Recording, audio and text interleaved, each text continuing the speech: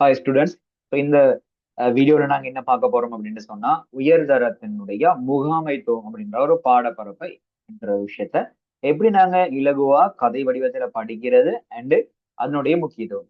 எங்களோட ஃபைனல் எக்ஸாமை பொறுத்த வரைக்கும் பிள்ளைகள் 50 புள்ளிகளை பெற்றுக்கொள்ளக்கூடிய ஒரு பாடப்பரப்பு தான் இந்த முகாமைத்துவம்ன்ற ஒரு பாடம். சரியோ, இந்த முகாமைத்துவங்கள் நாங்க படிக்க போறோம். முதலாவது வந்து வணிக முகாமைத்துவம், பிசினஸ் மேனேஜ்மெண்ட் சொல்ல போறாங்க. So second, operation management. Third, marketing management.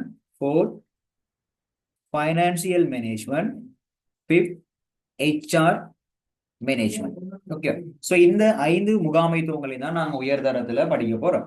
So இதுக்குள்ள பிள்ளைகள் ஒரு அழகான ஸ்டோரி ஒன்று இருக்குது. என்னன்னு சொன்னா, ஒரு வணிகத்தை நாங்க ஆரம்பிக்கிறோம். கிரேட் 12 சிலபஸ்ல கடைசி பாடம் 11ஆம் பாடம். ஸோ இந்த 11ஆவது பாடத்துல நாங்க வியாபாரம் அப்படின்ற ஒரு விடயத்தை ஆரம்பிக்கிறோம்.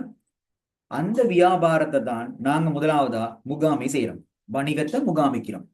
அப்போ ஒரு வணிகத்தை நாங்க முகாமை செய்துட்டு இருக்கக்குள்ள நாங்க ஒரு வணிகம் சொன்னாலே பிள்ளைகள் கட்டாயமா அவுட்புட், வெளியீடுகள் முக்கியம். அப்ப அந்த வெளியீடுகளை எப்படி பெற்றுக்கொள்றேன்னு சொல்லி யோசிக்க போறோம். ஸோ அது செயற்பாட்டோட சம்பந்தப்பட்ட முகாமைத்துவம். இப்ப நாங்க செயற்பாடு செய்யக்குள்ள பிள்ளைகள் எங்களுக்கு வெளியீடுகள் வந்து கிடைக்க பெற்றும். அந்த வெளியீடுகளை வந்து நாங்க இப்ப என்ன செய்யணும் அப்படின்னு சொன்னா, மார்க்கெட்ல கொண்டு போயிட்டு ப்ரொமோஷன் பண்ணி பொருட்களை விற்கணும். ஸோ அதோட சம்பந்தப்பட்ட விஷயங்களை நாங்க எப்படி செய்யறோம்னு சொல்லி நாங்க தெரிஞ்சு கொள்ள போற பாடம் மார்க்கெட்டிங் மேனேஜ்மெண்ட்.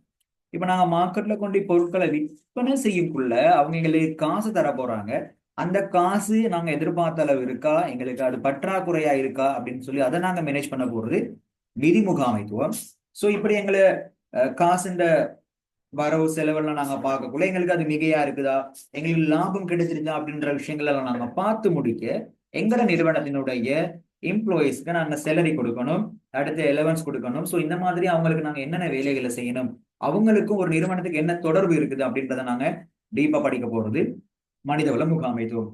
ஸோ இந்த 5 முகாமைத்துவத்தையும் நாங்க ஒரு அழகான முறையில ஒரு கதை வடிவத்துல நாங்க படிக்க போறோம். ஸோ இந்த சப்ஜெக்டுடைய ப்ரியாரிட்டி நாங்க ஆல்ரெடி உங்களுக்கு சொல்லியிருக்கிறோம். எதிர்த்த பொறுத்த வரைக்கும் 50 புள்ளிகளை பெற்றுக்கொள்ளக்கூடிய ஒரு பாடப்பரப்பா இந்த முகாமைத்துவன்ற ஒரு விஷயம் காணப்படும். சரியா?